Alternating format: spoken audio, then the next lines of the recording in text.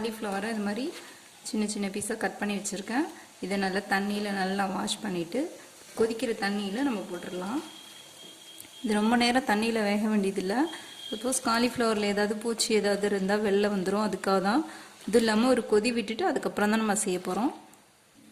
இப்போ இதில் கொஞ்சமாக உப்பு போட்டுக்கலாம். ஒரே ஒரு கொதி வந்தால் போதும், அதுக்கப்புறம் தனியாக அதை எடுத்துக்கலாம்.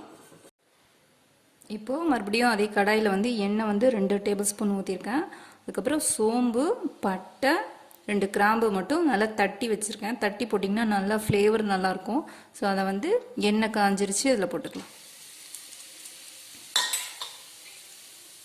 அது கூட ஒரே ஒரு பெரிய வெங்காயம் நைஸாக கட் பண்ணியிருக்கேன், அதை போட்டுக்கலாம்.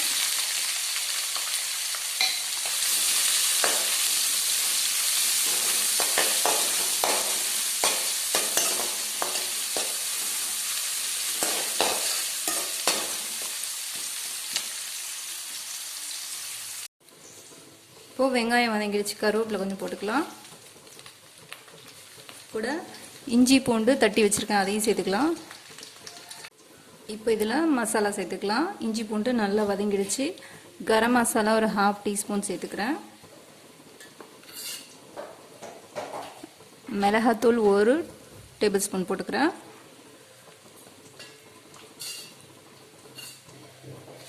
தனியாத்தூள் ஒரு 1/2 டீஸ்பூன் போட்டுக்கோங்க. உப்பு தேவையான அளவு. மசாலா நல்லா கலந்து விட்டாச்சு. இப்போது இது கூட பச்சை பட்டாணி சேர்த்துக்கோங்க. இது ஃப்ரெஷ்ஷாக உரிச்ச பட்டாணி, இது அதனால் சீக்கிரமாக வெந்துடும். இப்போ மசாலா எல்லாமே போட்டாச்சு. இதை நல்லா வதக்கி விட்டுக்கோங்க. கொஞ்சமாக பட்டாணி வேக மட்டும் தண்ணி ஊற்றுறேன். இது ஒரு 5 நிமிஷம் வேகட்டும். இப்போது பச்சை பட்டாணி நல்லா வெந்துருச்சு, ஒரு பாதி வெந்தால் போதும்.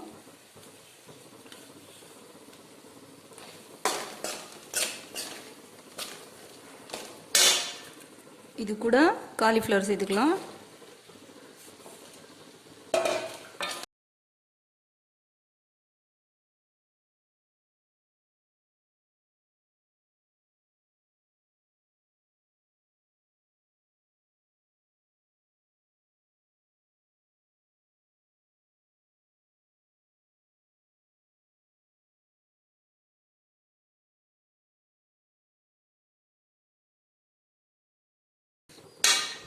காலிஃப்ளவர் சீக்கிரமே வெந்துடும். ஸோ கொஞ்சமாக தண்ணி ஊற்றிக்கிறேன்.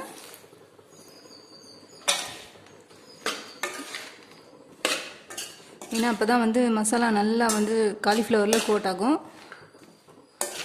டேஸ்ட்டும் நல்லாயிருக்கும். இப்போ மறுபடியும் ஒரு 5 நிமிஷம் மூடி போட்டு வச்சிடலாம். இப்போ காலிஃப்ளவர் ஃப்ரை ரெடி ஆகிடுச்சு. ஃபைனலாக கொத்தமல்லி தழை போட்டுக்கிறேன்.